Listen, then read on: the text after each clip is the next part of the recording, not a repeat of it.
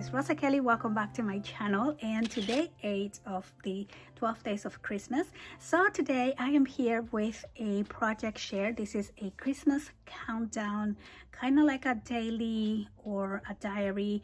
I just wanted to have a way to document December without it being stressful or overwhelming. If you have never done a December daily and you wanted to start documenting but didn't want to commit to big layouts, I created this project with kind of that in mind. So for this project, I am using the Christmas Vibes paper collection by Ciao Bella. It's another project that I created for my digital magazine. You can find the step-by-step picture tutorials on that magazine. But what I did basically is I used this huge ribbon. This is about 2 inches wide, and I cut some pieces to bind these together. For the pages, what I did is I used my collection, my paper collection called the Christmas Vibes, and I went ahead and I used a piece of 12 by 8.5. I think this is what it measures, and I just simply folded it in half, and that created each one of these layouts. And I use 4 of those layouts for the inside pages. You can add more or do less depending on how many pages you want. And then, as you can see, I bind them together using that twine or utes in between each one of these pages. For the covers, I did the same thing using that 12 by 8.5, but this one I glued together so it's thicker. And I also, in between, before I glue them together, I use 2 layers of heavyweight cardstock, and that way these pieces are a lot sturdier, kind of feel like a chipboard piece without having to do a chipboard binding. So I really like how that turned out because these two front and back are really strong.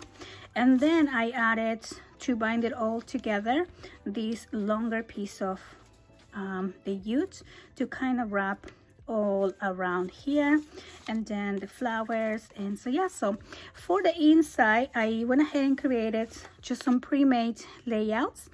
So this is kind of like the opening page, and this paper collection comes with all these number tags. So I wanted to make it super easy to just basically print a picture each day, and that will become your December daily. And you can of course write on it a little bit and kind of talk about what the picture is about here on this cardstock, or you can add some tags there as well.